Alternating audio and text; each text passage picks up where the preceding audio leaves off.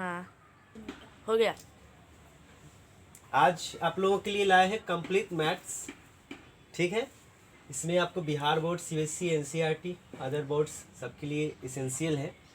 और आज एक ही वीडियो में आप लोगों को मिल जाएगा टोटल, ऑब्जेक्टिव, सब्जेक्टिव, पूरा कंप्लीट मैथ्स हो जाएगा आज।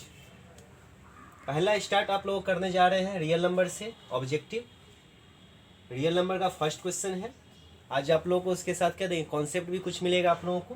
पहले कुछ क्वेश्चंस जिसको हम कुछ बनाए प्रश्न, इसी प्रश्न से आपका एनुअल एग्जाम में भी होगा। और हो सके तो नंबर में चेंजिंग हो, लेकिन टाइप ऑफ क्वेश्चन यही होगा, इससे अदर नहीं होगा। फर्स्ट क्वेश्चन है 92/115, 92/115 का सरलतम रूप क्या है। इसका सरलतम रूप कैसे निकालेंगे, यानी स्टैंडर्ड फॉर्म निकालना है। तो स्टैंडर्ड फॉर्म में कुछ नहीं होता है, अगर पूछे तो 92/115। ये जो आपको इसका जो अंश है, हर हम जानते हैं कि अंश क्या होता है। ऐसे पूछेंगे अंश क्या है तो क्या होगा 92, हर क्या है 115। तो अगर दोनों अंश और हर किसी संख्या से कटे तो क्या करेंगे, काट देंगे, है ना। ये दोनों आपको किससे डिविजिबल है बताइए, 23 से। किससे, 23 से डिविजिबल है ना। चलिए 23 से कितने टाइम्स में आएगा, 4 टाइम्स में, और ये 5 टाइम्स में। आप जान रहे थे इसीलिए ऐसा बता दिए। चलिए क्या है 4/5।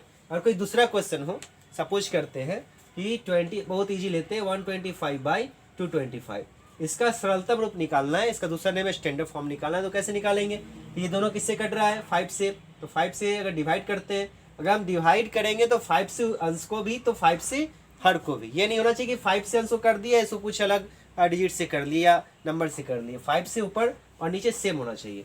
तो 5 से कितने 25 टाइम्स में, और ये कितने टाइम्स में आएगा बोलिए 45। 45, ठीक है।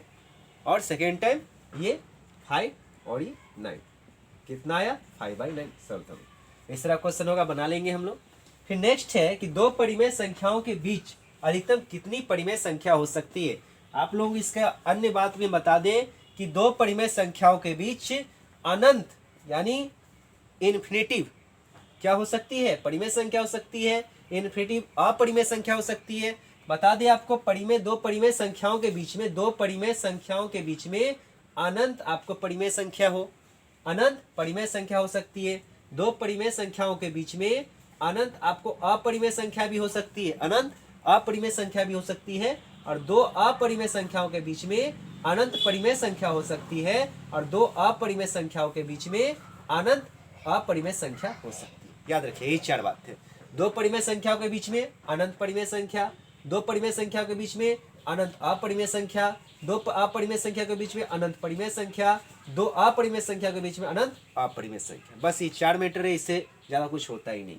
नेक्स्ट है निम्न में से किसका दसवां प्रसार शांत है। निम्न में से किसका दसवां प्रसार शांत है। तो शांत के लिए फॉर्मूला है आपका, शांत के लिए क्या होता है बोलिए।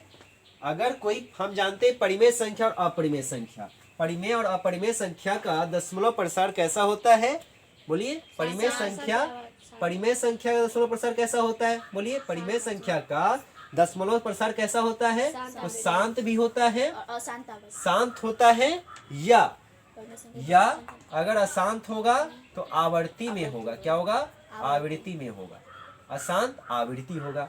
अपरिमेय संख्या का दशमलव प्रसार कैसा होगा, इसका अशांत ही होता है, शांत नहीं होता है। लेकिन अशांत में कैसा होता है, अनावृत्ति होता है। क्या होता है, अनावृत्ति होता है। तो परिमेय संख्या दशमलव प्रसार शांत, और शांत के साथ अशांत अगर होगा तो आवृत्ति में होगा, और इसका अपरिमेय का अशांत अनावृत्ति होता है। थोड़ा इसको भी समझ लेते हैं कि शांत क्या होता है, अशांत क्या होता है, शांत अनावृत्ति क्या होता है ना।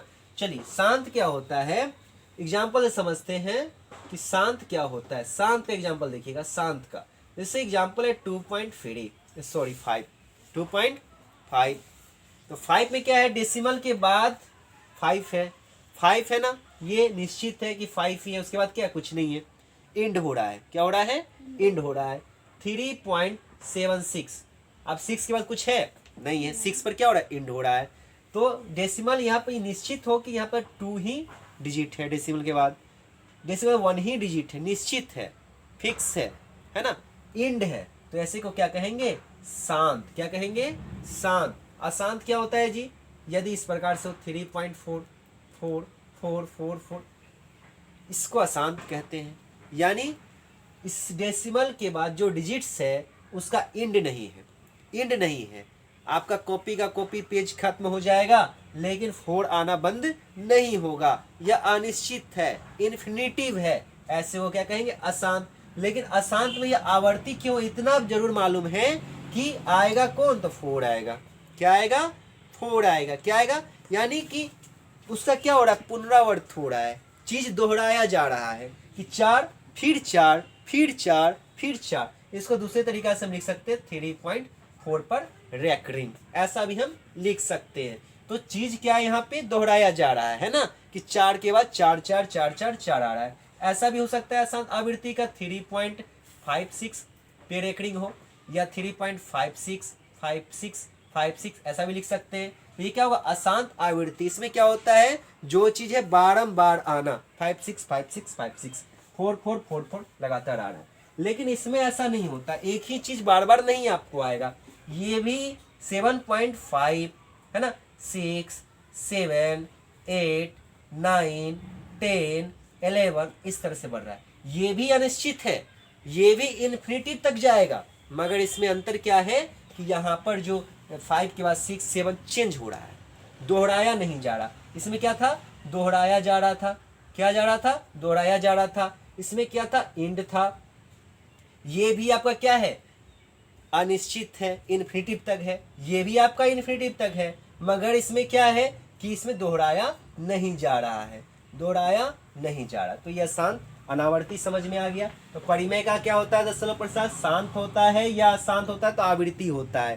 शांत में क्या होता है, डेसिमल फिक्स नंबर होगा, फिक्स डिजिट होगा। इसमें क्या होता है, फिक्स डिजिट तो नहीं है, इन्फिनिटी तक तो जाता है, लेकिन इतना मालूम होता है कि डेसिमल अगर 5 6 है तो 5 6 5 6 5 6 ही आता रहेगा। अशांत अनावृत्ति में क्या होगा कि चीज जो है सो दोहराया नहीं जाएगा। समझ में आ रहा है, तो ये समझ लीजिए। अब नेक्स्ट कि परिमेय संख्या का जो दशमलव प्रसाद शांत होता है या अशांत होता है, उसके भी कंडीशन है, फॉर्मूला है। शांत कब होगा, फर्स्ट में शांत कब होगा, शांत के लिए रूल है कि परिमेय संख्या का जो PQ फॉर्म है वो कुछ ऐसा होगा। क्या होता है, 2 to the power n into 5 to the power m, यानी Q क्या होना चाहिए, 2 का पावर n हो और 5 का पावर m हो। और mn क्या है, mn क्या है, पूर्ण संख्या है। क्या है, पूर्ण संख्या। अब देखिए पूर्ण संख्या आ गया तो फिर थोड़ा चर्चा कर लेते हैं। हमारे पास क्या है, प्राकृत संख्या। क्या है, प्राकृत संख्या। क्या है, प्राकृत संख्या। क्या होता है जी प्राकृत संख्या, गिनती की संख्याओं को प्राकृत संख्या कहते हैं। गिनती की संख्याओं को, गिनती कहाँ शुरू होती है, 1 2 3 4 5 है ना, तो ये क्या है, प्राकृत संख्या। इस गिनती की संख्या में हम बढ़ा देंगे क्या चीज, जोड़ देंगे एक चीज, 0। क्या जोड़ देंगे, 0, तो ये हो जाएगा पूर्ण संख्या। क्या हो जाएगा, पूर्ण संख्या। 0 1 2 3 4 पूर्ण संख्या है। तो ये तो 1 2 3 4 इसमें भी है ना, ये प्राकृतिक का पार्ट था, ये 0 है, इसमें भी है ना। तो 1 2 3 4 क्या है, प्राकृत संख्या। 0 1 2 3 4 क्या है, पूर्ण संख्या। और प्राकृत संख्या को हम पूर्ण संख्या भी कह सकते हैं। तो हम लोगों ने पढ़ा कि प्राकृत संख्या में 0 को बढ़ाने पर किसका निर्माण होता है, पूर्ण संख्या का। किसका निर्माण होता है, पूर्ण संख्या का। इस प्रकार हम देख पा रहे हैं कि जो प्राकृत संख्याएं हैं पूर्ण में भी है। तो पूर्ण में है, इसका मतलब क्या हुआ कि जो प्राकृत संख्या को हम पूर्ण संख्या कह सकते हैं, कि प्रत्येक प्राकृत संख्या पूर्ण संख्या देख रहे हैं। प्राकृत संख्या में जो 1 2 3 4 है, इसमें भी 1 2 3 4 है, तो 1 2 3 4 पूर्ण संख्या में है ना, तो प्रत्येक प्राकृत संख्या क्या हुआ, पूर्ण संख्या हुआ। लेकिन प्रत्येक पूर्ण संख्या प्राकृत संख्या नहीं है, ऐसा भी क्वेश्चन पूछ देगा कि क्या बताइए निम्नलिखित में क्या असत्य है या क्या सत्य है। क्या प्रत्येक प्राकृत संख्या पूर्ण संख्या है, क्या प्रत्येक पूर्ण संख्या प्राकृत संख्या है, बोलिए नहीं। क्या प्रत्येक प्राकृत संख्या पूर्ण संख्या है, हाँ। प्रत्येक पूर्ण संख्या प्राकृत संख्या है, नहीं है। तो ये बात हम समझ पा रहे हैं, क्योंकि 0 प्राकृत संख्या नहीं है, तो प्रत्येक प्राकृत संख्या को हम, प्रत्येक पूर्ण संख्या को हम पूर्ण संख्या प्राकृत संख्या नहीं कह सकते। नेक्स्ट है कि n और m क्या है, पूर्ण संख्या। n और m क्या है, पूर्ण संख्या। तो शांत में क्या होना चाहिए, इस तरह का फॉर्म होना चाहिए। ठीक है, नेक्स्ट क्वेश्चन को देखेंगे। फॉर्म है इस प्रकार का, क्या है p/2n × 5m। n क्या है, पूर्ण संख्या है। क्या है, पूर्ण संख्या है। अब आते 7/88। अब इसका अगर हम क्या करेंगे, फैक्टर निकालेंगे।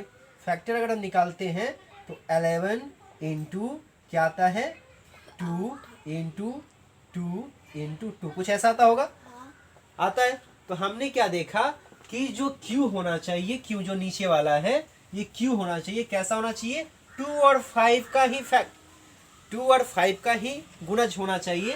यानी Q का जो फैक्टर हो वो 2 और 5 ही होगा, या तो केवल 2 हो जाए, क्या हो जाए, 2 हो जाए, या 2 हो जाए, या 5 हो जाए, या 2 और 5 दोनों हो। यही 3 में से ही केवल आएगा, तभी क्या होगा, शांत। नहीं तो कहेंगे यह शांत है। क्या है, यहाँ पर 2 तो है, चलो अच्छा है, लेकिन क्या आ गया डिमेरिट केस में 11, ये शांत नहीं होगा, क्या होगा, अशांत होगा। इसको भी आप क्या करते हैं, इसका भी फैक्टर निकालते हैं, गुणनखंड निकालते हैं, तो क्या आएगा, 7 इंटू 3 इंटू क्या 5 आएगा, नहीं ना, कितना आएगा, 2 गुने 5, ऐसा कुछ। इसमें 2 5 तो चलो ठीक है ना, 2 5 भी आ गया, ठीक है, लेकिन क्या आ गया साथ में, तो डिमेरिट क्या है इसका, 7 3, तो 7 3 नहीं आना चाहिए था, ये क्या हो गया, अशांत। क्या हो गया, अशांत। ठीक है, अब यहाँ पे आते, अगर कट रहा है तो सरलतम रूप में आप चेंज कर लेंगे, 5 तिहाई 15, 5 तिहाई 15, 5 दूनी 10। अब इसका हम फैक्टर निकालते हैं।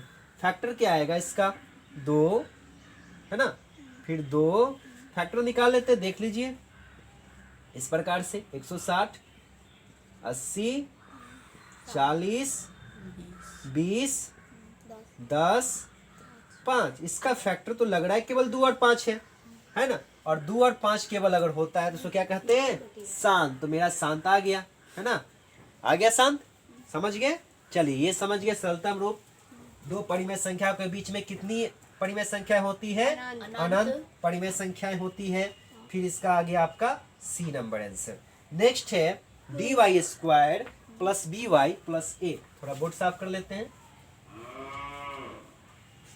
आप लोग का रियल नंबर का टारगेट कितना है, 50/50, 50 में 50। ये रियल नंबर का नहीं, ऑब्जेक्टिव का टारगेट है। 50 में से 50 सही करेंगे आप लोग, केवल इतना ही रिवीजन कर लिए, आपका ऑब्जेक्टिव 50 का 50 हो जाएगा, फिर सब्जेक्टिव भी हो जाएगा, है ना। केवल इतना अगर ढंग से रिवीजन कर लिए तो 100 का 100 मैथ्स में आएगा। चलिए dy² plus by plus a, ऐसा है शून्यंकों का गुणनफल, है ना। वैसे हम वास्तविक संख्या में क्वेश्चन आ गया नहीं, ये तो है किसका, बहुपद का। नहीं, चलिए बना लेते हैं इसको भी। शून्यंकों का गुणनफल को हम लोग क्या लिखते हैं, अल्फा बीटा, है ना। दो प्रकार का क्वेश्चन होता है इसमें, एक अल्फा प्लस बीटा होता है। अल्फा प्लस बीटा क्या होता है, माइनस बी बाई ए, तो इसका तो यूज इसमें है नहीं। अल्फा बीटा क्या होता है, सी बाई ए, है ना, सी बाई ए। आप ऐसा कर लीजिए, इसमें क्या कीजिए, C1 और A1 कर लीजिए। ऐसा इसलिए कर रहे हैं क्योंकि इसमें ABD का यूज है, तो ये तो उसमें ऑलरेडी है, इसको क्या कर लिए, C1 A1। अब यहाँ पे A बराबर क्या है, A1 बराबर क्या है, तो D है ना। मेरा जो बहुपद का फॉर्म होता है, द्विघात बहुपद का जो रूप होता है वो कैसा होता है, ax² plus bx plus c = 0, ऐसा होता है। A के जगह पर तो D है ना, B के जगह पर कौन है, B ही है ना, और C के जगह पर कौन है, A है। तो C1 का वैल्यू क्या है जी, A है, और A1 का वैल्यू क्या है जी, D है। तो हमारा अल्फा बीटा यानी शून्यंकों का गुणनफल क्या आ गया, क्या आ गया, A/D। क्या, A/D। समझ में आ रहा है, गलती होगा बता दीजिएगा, है ना। चलिए आगे बढ़े। नेक्स्ट है सबसे छोटी अभाज्य संख्या। मैटर आता है अभाज्य संख्या होता क्या है। चलिए आज अभाज्य संख्या को बताने से पहले सम संख्या बताते हैं, फिर क्या विषम संख्या बताते हैं, विषम संख्या होता क्या है ना, फिर क्या भाज्य संख्या क्या है, फिर क्या अभाज्य संख्या क्या है। ठीक है, अंग्रेजी सम का क्या होता है, इवन नंबर, है ना, इवन नंबर, ऑड नंबर, क्या इसका कंपोजिट नंबर, क्या कहते हैं इसको, कंपोजिट नंबर, और इसको कहते हैं प्राइम नंबर। क्या कहते हैं, प्राइम नंबर। सम संख्या क्या होता है, दो तरह से इसका परिभाषा हम बचपन से देते आ रहे हैं। कि जिस संख्या के अंत में हो 0, 2, 4, 6, 8 उसको क्या कहेंगे, सम संख्या कहेंगे, या दूसरे भाषा में कहेंगे जो 2 से पूर्णतः विभाजित हो। जैसे हम 6 को भाग करेंगे 2 से कटेगा, ये क्या है, सम संख्या। 8 को 2 से भाग करेंगे, पूरी तरह से कटेगा, शेष क्या आएगा 0, तो क्या होगा, सम संख्या। 12 को 2 से भाग करेंगे तो शेष क्या आएगा 0, तो सम संख्या। तो ये सम संख्या, शेष आ जाए 0 2 से भाग देने पर तो हो जाएगा सम संख्या। अगर शेष नहीं आया 0 2 से भाग करने में, इसको भाग करेंगे तो शेष क्या आएगा 1, यहाँ शेष क्या आ रहा था 0, यहाँ शेष क्या आ रहा है 1, तो ये हो जाएगा आपका विषम संख्या। बात समझ में आ गया, 2 से नहीं कटा, पूर्णतः विभाजित नहीं हुआ। अभाज्य संख्या क्या होता है पहले जानते हैं। अभाज्य संख्या क्या है, अभाज्य संख्या देखिए, एक को छोड़कर, तो पहले बोले एक को छोड़कर, पूछा कि क्वेश्चन में ऑब्जेक्टिव पूछ देगा, बताइए एक भाज्य है, एक अभाज्य है, या एक भाज्य और अभाज्य दोनों हैं, क्या एक अभाज्य या भाज्य दोनों में से कोई नहीं है, तो क्या आंसर दीजिएगा, एक ना ही भाज्य है और ना ही अभाज्य है। याद रखिएगा, एक भाज्य या भाज्य है, ना ही भाज्य है ना ही अभाज्य है, एक को छोड़ दीजिए। अब आगे बढ़ते हैं, तो क्या है अभाज्य संख्या क्या होता है। देखिए किसी भी संख्या का या कोई भी संख्या केवल एक से और खुद से अगर विभाजित हो तो वो क्या होगा, अभाज्य संख्या। अब यहाँ पर क्या है 1 और 13, 1 और 13, एक से तो जानते हैं सभी कटता है, एक से क्या होता है सभी का सभी संख्या कटता है, और खुद से भी सभी कटता है ना। हम अपने आप में कंप्लीट है ना, एक है ही, एक से कितने हैं हम, एक है, उसके बाद 13 कितना है, एक है, एक से क्या वो कटेगा ही, और खुद से हम अपने लिए एक ही होंगे, है ना। तो एक से क्या होता है प्रत्येक संख्या कटता है और खुद से कटता है। फिर क्या है, अगर हम लेते हैं क्या 17, तो ये भी क्या एक से और खुद से कटता है। तो जो संख्या केवल एक और खुद से कटे, यानी जिसका गुणनखंड क्या हो, केवल एक हो और वह खुद हो, तो वह क्या कहलाएगा, कौन संख्या, अभाज्य संख्या। दूसरा मैटर है कि एक और खुद के अलावे, जैसे 6 ले लेते हैं, एक और खुद के अलावे अगर कोई संख्या दूसरी भी संख्या से कटे, एक और खुद के अलावे यदि कोई संख्या दूसरी संख्या से भी कटे तो उसको क्या कहेंगे, भाज्य संख्या। क्या कहेंगे, भाज्य संख्या। तो जैसे यहाँ पर 1 से तो कटेगा ही, 6 से तो कटेगा ही, इसके अलावे क्या ये 2 से भी कटेगा, 3 से भी कटेगा, अलावा का जो केस होगा ना, अलावा का जो केस होगा उसको हम कहेंगे भाज्य। क्या कहेंगे, भाज्य। क्या कहेंगे, भाज्य। तो ये कैसी संख्या है, भाज्य संख्या है। कैसी संख्या है, भाज्य संख्या है। याद रखिए कैसी संख्या है, भाज्य संख्या है। नेक्स्ट है 8, है ना। तो 1 से 8 से तो कटेगा ही, साथ में क्या होगा 2 से 4 से, फिर अलावा का केस हुआ तो कहेंगे क्या है वो, भाज्य संख्या। क्या है, भाज्य संख्या। अलावा केवल का केस होगा तो अभाज्य, अलावा केस हो जाएगा तो भाज्य, भाज्य कहेंगे। अलावा का केस होगा तो क्या होगा, भाज्य, और केवल का केस होगा तो क्या होगा, अभाज्य। ठीक है, बात समझ में आ गया। अब बता दे कि हम जानते हैं कि एक तो ना भाज्य है ना ही अभाज्य है, एक क्या है, ना भाज्य है और ना ही अभाज्य है। क्या इसे हटा देते हैं, पूरा फ्रेश रहेगा। एक क्या है, ना ही भाज्य है और ना ही अभाज्य है। एक के बाद क्या आता है, दो। तो दो क्या है, एक और खुद से ही कटेगा ना, तो केवल का केस होगा तो क्या कहेंगे इसको, केवल का केस क्या कहेंगे, अभाज्य। तो सबसे पहले तो 2 ही आया, तो सबसे छोटी अभाज्य संख्या कौन होगी, 2। कौन होगी, 2, है ना। और सबसे छोटी भाज्य संख्या 2 के बाद क्या था, 3। 1 और 3 केवल का केस है, ये भी हो गया अभाज्य। उसके बाद क्या था, 4। 1 और 3 के अलावा किससे कट रहा है, 2 और किससे, 1 और 4 के अलावा किससे कट रहा है, 2 से। अलावा का केस हुआ तो क्या कहेंगे इसको, भाज्य। क्या कहेंगे, भाज्य। तो सबसे छोटी भाज्य संख्या 4 और सबसे छोटी अभाज्य संख्या 2। हमारे ख्याल से प्रॉब्लम नहीं होगा, केवल का केस अभाज्य और अलावा का केस अभाज्य। केवल का केस क्या है, अभाज्य, और अलावा का केस भाज्य। अब आते हैं a बराबर BQ प्लस R। तो R क्या होता है देख लीजिए, अब हम इसको समझेंगे एग्जाम्पल से। ठीक है, 4 से भाग करना है 5 को। देखिए अगर हम 4 से 5 को हम 4 से भाग कर रहे हैं, है ना, तो यहाँ पर a होगा 5, ठीक है, और b 4 होगा b, ऐसा ही होता है ना क्या। तो हम 4 से भाग करेंगे 5 को, एक बार में भाग करेंगे, है ना। तो यहाँ पर क्या आ रहा है, ये होता है q और ये होता है r। अब देखिए तो r में और b में क्या रिलेशन है, b कितना है 4, r कितना 1, क्या रिलेशन हो रहा है, बी हमेशा बड़ा आ रहा है, बी क्या हो रहा है, बड़ा आ रहा है, एक से 4 बड़ा है ना, तो बी हमेशा क्या होगा, आर से बड़ा होगा, बराबर कभी नहीं होने वाला है ना। देख लीजिए और बढ़ जाइए, 5 पर ले जाइए, 6 पर ले जाइए, 7 पर ले जाइए, 7 कीजिएगा तो कितना आएगा, इस प्रकार से 3 आएगा। तब भी क्या है, बी क्या हो रहा है, यहाँ पर ये जो बी है ये क्या हो रहा है, आर से बड़ा हो रहा है। 8 पर चलो, 8 पर चलो तो 4 दूनी कितना आ रहा है, 8, खत्म हो गया। तो आर कितना आया, 0, आर कितना आया, 0, तो इस बार आर कितना आ गया, 0। तब भी क्या हुआ, हमेशा बड़ा होता है ना, 0 आ जाए चाहे कुछ भी हो जाए, आर क्या होगा, हमेशा बी से छोटा होगा, आर क्या होगा, बी से छोटा होगा।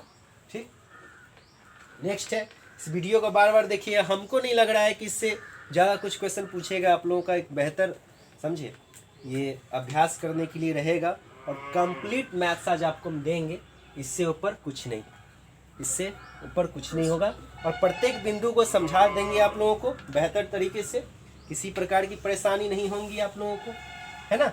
चलिए हटा दे इसको, सबसे छोटी अभाज्य संख्या समझ गए, एच कर लो बी क्यू प्लस आर, क्या है जी, भाग एल्गोरिदम है ना जी।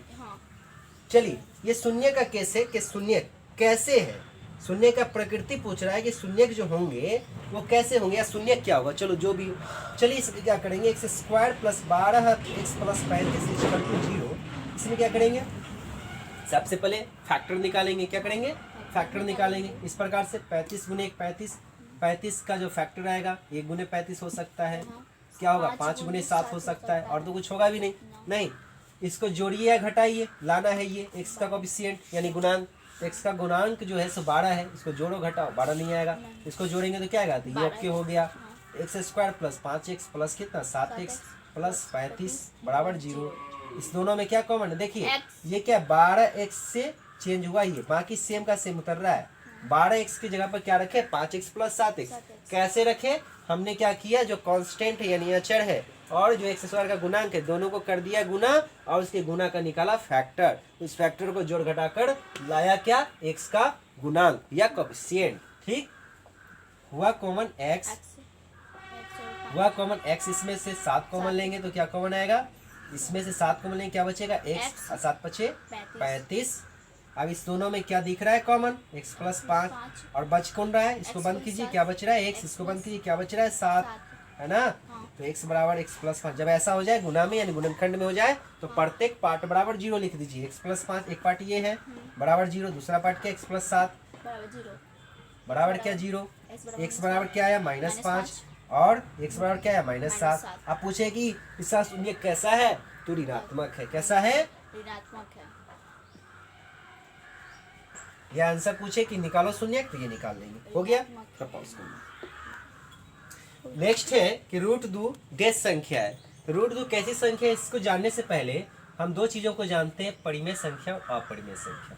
परिमेय संख्या और अपरिमेय संख्या, क्या होता है परिमेय संख्या अपरिमेय संख्या, इसको जानते हैं। तो परिमेय संख्या अंग्रेजी में क्या कहते हैं, इसको रैशनल नंबर क्या कहते हैं, रैशनल नंबर, है ना। और इसको क्या कहते हैं, इर्रेशनल, क्या कहते हैं, इर्रेशनल नंबर।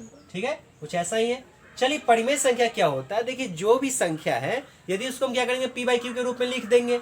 अगर किसी भी संख्या को हम p बाई क्यू के फॉर्म में ले आते हैं वो संख्या क्या होगा, रैशनल नंबर, क्या होगा, रैशनल नंबर। लेकिन क्या कि p और q होना चाहिए क्या, पूर्णांक, क्या होना चाहिए, पूर्णांक। और q हमेशा क्या होना चाहिए, 0 के बराबर नहीं होना चाहिए, क्या होना चाहिए, 0 के बराबर नहीं होना चाहिए। और p q होना चाहिए क्या, पूर्णांक। फिर आ गया क्या, पूर्णांक। अब पता करना है कि पूर्णांक होता है क्या, फिर पूर्णांक को पहले जान लेते हैं।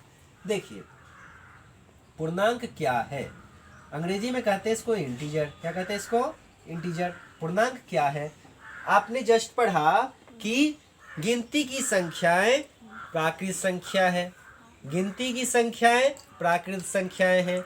गिनती की संख्याओं में क्या जोड़ देंगे, 0, तो बन जाएगा पूर्ण संख्या। क्या बन जाएगा, पूर्ण संख्या। जिससे हम लोग क्या जाने कि प्रत्येक प्राकृत संख्या क्या है, पूर्ण संख्या है, और प्रत्येक पूर्ण संख्या प्राकृत संख्या नहीं है ना।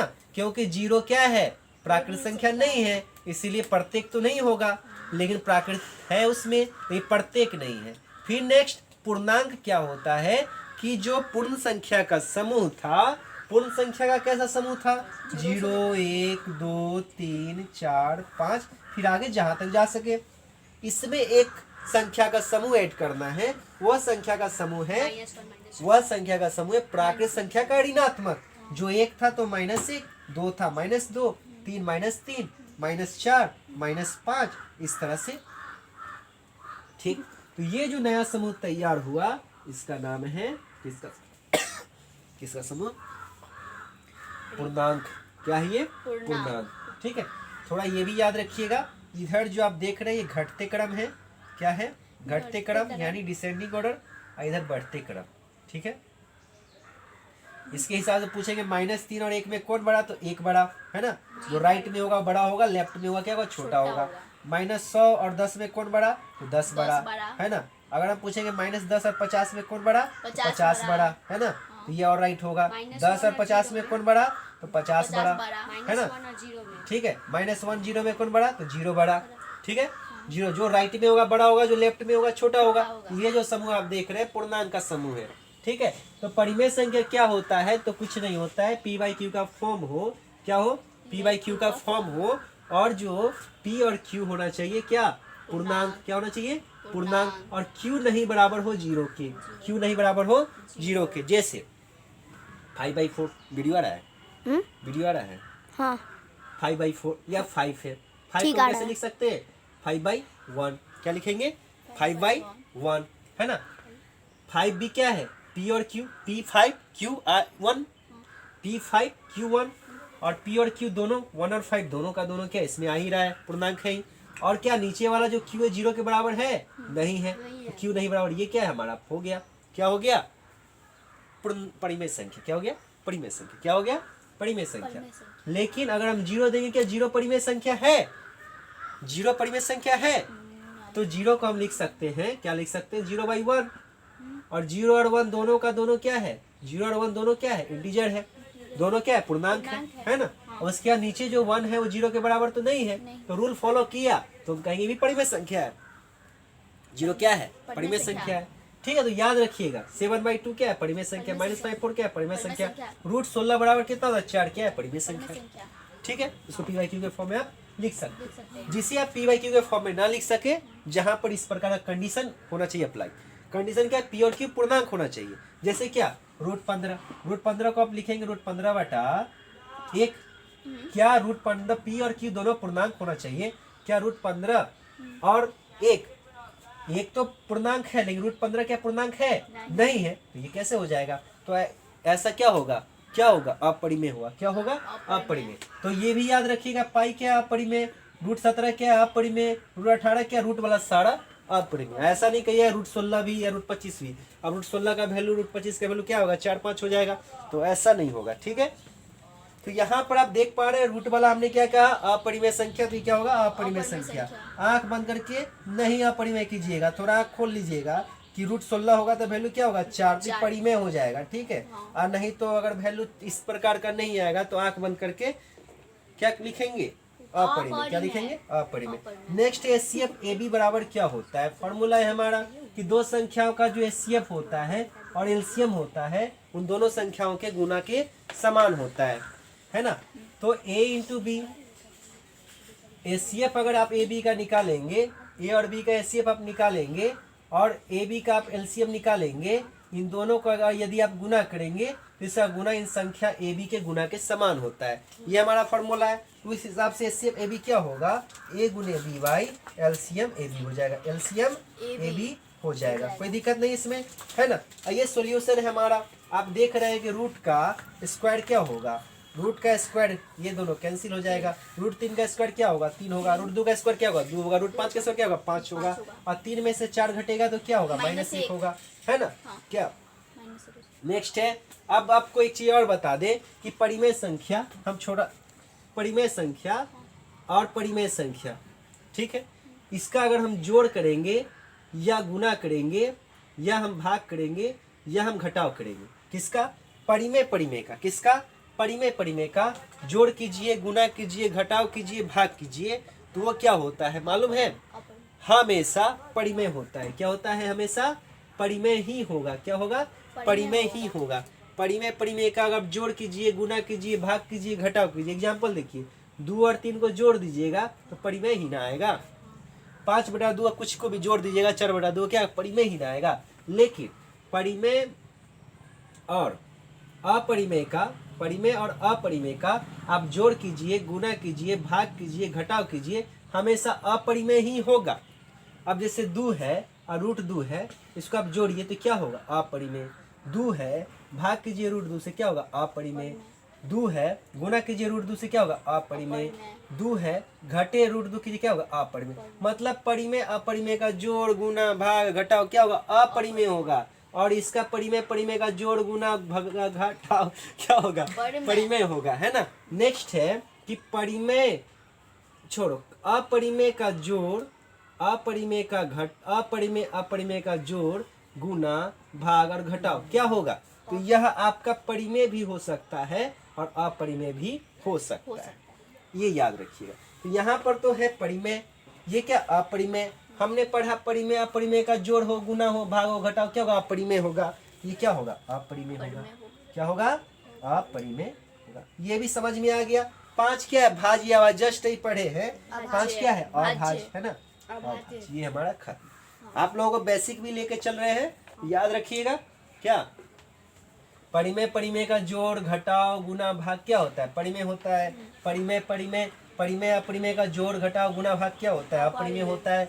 परिमेय अपरिमेय का जोड़ घटाव गुना भाग क्या होता है परिमेय भी हो सकता है और अपरिमेय भी हो सकता है। आप लोग बहुत स्मार्ट है ना। चलिए नेक्स्ट। अब क्या है कि ये 9th का वैसे क्वेश्चन है, वैसे 10th में पूछता है।